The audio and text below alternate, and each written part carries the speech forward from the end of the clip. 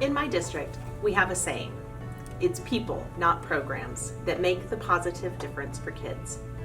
And it's a philosophy that's well established in our 60-year history, and it drives a high standard for hiring everyone from bus drivers to teachers. Again and again in our schools, I see the truth of that statement played out. And I can say the same about my experiences in NSPRA. The phrasing is different. In NSPRA, we emphasize that we're an organization of members helping members. But the philosophy is the same. It's our people. My year in service to NSPRA as president of the board has not been the year I envisioned when I stood before our members at the closing banquet in Washington, D.C. last July. In fact, that moment feels a bit of a lifetime ago. Instead of a year marked by visits to many of our state chapters, the building of relationships over shared meals and after-conference socials, and the arm-in-arm work to build up our members with cutting-edge resources, it has been a year of transition. But even during a year in which we have begun the difficult work to fill shoes soon to be vacated by the retirement of Executive Director Rich Fagan, a year in which for the first time in our history, NSPRA's amazing annual conference was canceled, and where our members were asked to step up in their districts to communicate through greater challenge than our communities have faced in modern history. Our people have pulled together and demonstrated that NSPRA members make the difference. We have worked together to navigate difficult issues. We've shared great strategies and resources to build stronger schools. We have built capacity in our communities and our districts around equity and inclusion. No matter the time or the topic, no matter the extreme pressure you have been under personally and professionally, you have been there for each other. Our members live their professional lives on the crest of every change and challenge in their school systems.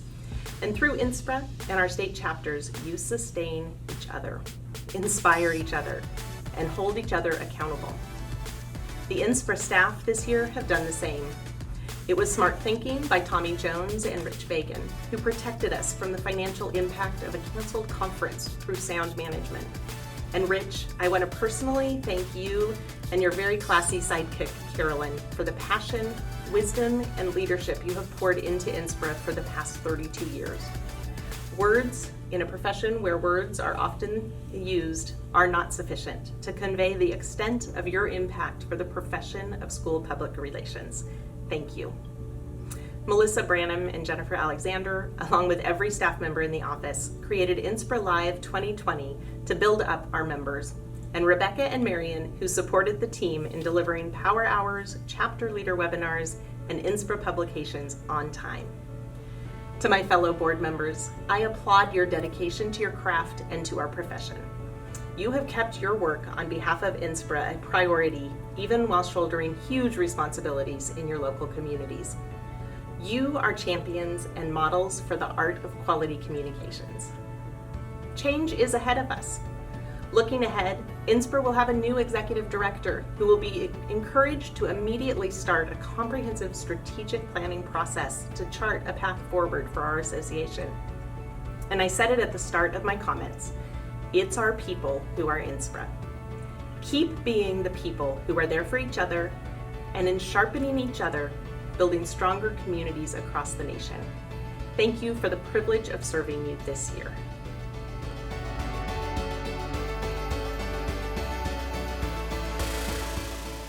Hi everyone, my name is Peg Mannion. I am NSPRA's Vice President for the North Central region, and today I'm here to share with you NSPRA's audit report. Rest assured, this will be short and sweet, guarantee it. Let's get right to the good news. NSPRA's finances are in good shape, which is encouraging information, right? So just some quick information about the audit. We had Auditor Bob Perbola review the NSPRA audit report for the fiscal year ending in August 31st, 2019. Doesn't that seem like ages ago? But the great news is there were no negative audit findings. And he had high praise for NSPRA staff, saying that they've maintained excellent internal controls. Quick look at recent history. In the past 3 years, the fund balance has made steady progress. Those bar graphs are going in the direction you want to see, right?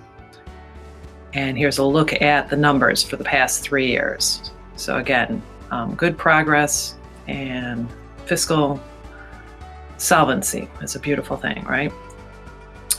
In his report, the auditor gave a shout out to NSPRA Executive Director Rich Bagan and Senior Manager of Business and Office Services Tommy Jones, saying that they continue to manage and operate the organization efficiently and effectively. And now some of you know these gentlemen, but many of you perhaps only know them by seeing them at the National Seminar every year. Tell you what, they've done great work and they've got the organization on strong financial footing. We also want to give a thank you to the Audit Committee of Michael Dickerson, Andy Grunig, APR, and Terry Locke for their work on the audit report. A little bit extra duty, and we appreciate their help. That's it, folks. That is our audit report. Be confident the organization is on sound financial footing.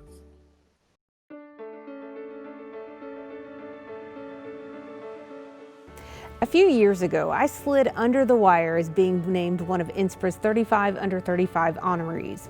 And I remember the excitement I felt and being in the room in that moment, being celebrated with other 35 under 35 honorees. We were so excited about the opportunity that we had to leave a mark on this organization. In the time that I've been a member with NSPRA, it would appear that we've grown younger and more diverse. And I believe that youth and the enthusiasm that brings and the perspective that diversity brings are good things. Not only they should be welcomed, but they should also be embraced by our association as we move forward. Let's face it, times are changing, the association is changing, membership is changing, and soon leadership will be too. Now, we stand on the shoulders of giants who've come before us making tough decisions so that NSPRA could be a vibrant organization for 85 years. But this is our moment. It's our opportunity to lead and to serve, to make decisions that will propel our association into celebrating its centennial. But we have to ask ourselves some key questions at this moment. What do we need from the association which serves us? How can it work better to support your professional development as school PR practitioner amid all of these changing circumstances and new technologies emerging each and every day? And how can it best advance the profession? As a practitioner whose job was once cut, I understand NSPRA needs to be a forceful advocate for our profession with decision makers, but it can't do the work alone. We as practitioners must continue to elevate our game and our professional practice so that others can see that our work is strategic in nature. This is the work that we've been called to do. You are so much more than the district photographer or the person that posts to social media. Now let's talk about 2020 for a bit. It has been a year in and of itself, and we're not even to the halfway point just yet. From COVID-19 to changing commencement ceremonies to civil unrest in many of our communities, our unique talents and abilities are being called on like never before. Now, whether you are a one-person shop who is never consulted, only directed, or you're a person that sits with the executive team charting direction for the new school year, you likely have tools in your toolbox that few others in your district have access to. That's the power to communicate and the passwords to do it. NSPRA is there for you in this moment. Public relations is a strategic communications function. And what I want you to know is whether or not you have a seat at the table, I want you to be prepared for when your name is called. This is how NSPRA can help you for that moment, by providing professional development, networking, and other tools to help you do your job. But I don't want you to think about the cost, I want you to think about the value, and I want you to think about what's invaluable about NSPRA. And as we move forward as an association, I want you to consider how can we leverage what we know to capitalize on it for our association that is nearly 2,000 members strong. Strategic communication, it happens by asking key questions. You already know this. This is the 4-step process: research, planning, implementation, and evaluation. It's the way I will lead when October 1 comes around and I become president of this association, by asking key questions, analyzing the data, building consensus to make informed decisions. In fact, you've seen a preview of it just now. Recently, we've emailed each member a survey instrument designed to help you inform us as your executive board on the qualities needed for the new executive director. Now, maybe you think that NSPRA doesn't seek your opinion or understand what you need as a professional. This is the moment where that changes. I encourage you to participate in this survey to let us know what qualities we need for the person we'll ultimately select to lead our association into the future. Leading NSPRA is a tall task, and that's why we've enlisted the help of a national search firm to help us find that unicorn. And job one for the person that we ultimately select will be to develop a strategic plan in consultation with the board while engaging both members and chapters.